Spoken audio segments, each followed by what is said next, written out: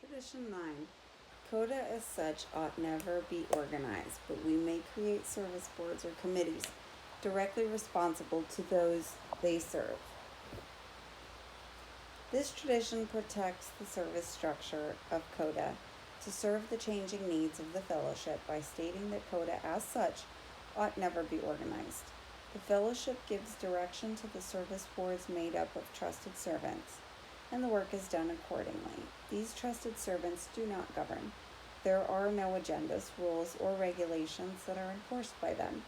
Our guidance comes from the steps, the traditions, and our higher power as revealed to us through our group conscious process. Each Coda meeting is free to attend to the direct needs of its members within the 12 traditions of Codependence Anonymous.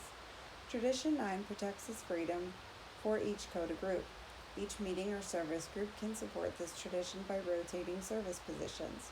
By doing so, responsibilities are handed over and an active flow of service and energy exists. Rotating positions also prevent dominance from individuals that may lead to control and a more rigid, organized structure. The steps are our personal guides to spirituality, while the traditions guide our groups in the spiritual role of service work. Our step work helps us with the application of this tradition.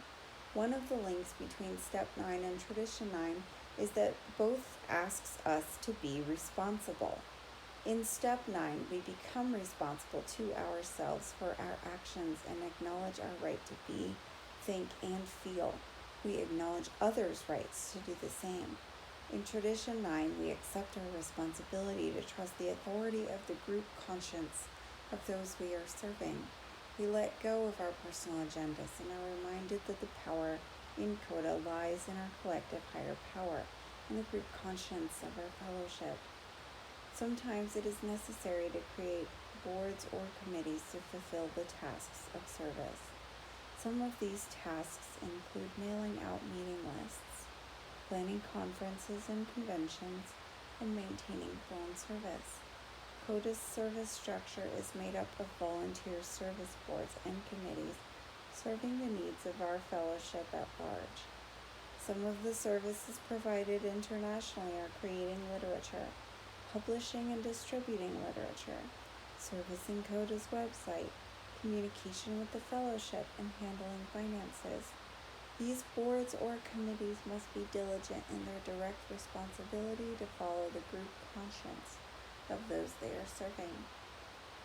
Codependence Anonymous Incorporated, Coda, and Coda Resource Publishing Incorporated, CORE, are separate structures with certain legal duties to perform in being responsible for the matters of each respective corporation, but their common purpose is to serve the Coda Fellowship.